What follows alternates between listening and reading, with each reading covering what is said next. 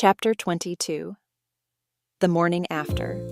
Dakota sat near the cheap hotel desk, her fingers wrapped around a cup of hot black coffee, staring at nothing in particular. Her sleep had been light, restless. Not because of nerves, not because of the case, but because of the unmistakable sounds that had leaked through the paper-thin walls the night before. She had heard it all. Angela and Deputy Yonkers, going at it like two kids after the prom. Dakota had shoved a pillow over her head, gritted her teeth, and waited for it to be over. Now, in the early morning light, she was still trying to decide how she felt about it. Was she angry? No? Disgusted? Not really. But mostly, she just felt tired. She had worked with Lacey for only a few days, but long enough to know that the detective never let anyone get too close. Angela was sharp, focused, and fiercely independent. The kind of woman who kept her emotions locked up tighter than a maximum security prison. And now, out of nowhere, she had decided to get her freak on with Benny Yonkers. A small-town deputy sheriff with a good heart but a questionable sense of self-preservation. Dakota took another sip of coffee and sighed. She didn't have the time or patience to unravel whatever the hell was going on between those two. There was a job to do.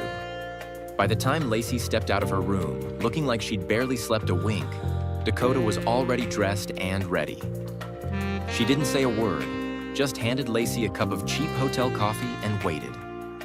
Lacey took a sip and winced. Tastes like motor oil. Dakota smirked. Yeah, well, it's what you deserve. Lacey shot her a look but didn't push it. They got into the unmarked SUV, the heat already creeping in through the windshield. Dakota drove, keeping her eyes on the road as they headed toward the last known location of Joseph Weinstein, or what was left of it. When they arrived, the crime scene tape fluttered in the breeze. A homeless guy had called it in late last night. Another old man found dead in the alley, the ground soaked in blood.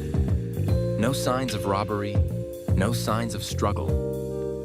It didn't take a genius to put the pieces together. This was a hit, Lacey muttered, crouching down near the chalk outline where Weinstein's body had been. Professional, no mess.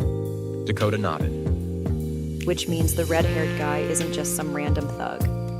Somebody sent him. Lacey exhaled sharply, running a hand through her hair. You think Weinstein knew it was coming? Dakota thought back to the old man's history, his past military ventures, the people he had served with. She nodded. Yeah, I think he saw it coming a mile away. Just too old to stop it. Lacey stood up, brushing dust off her jeans. Then the only question left is, who sent the hit?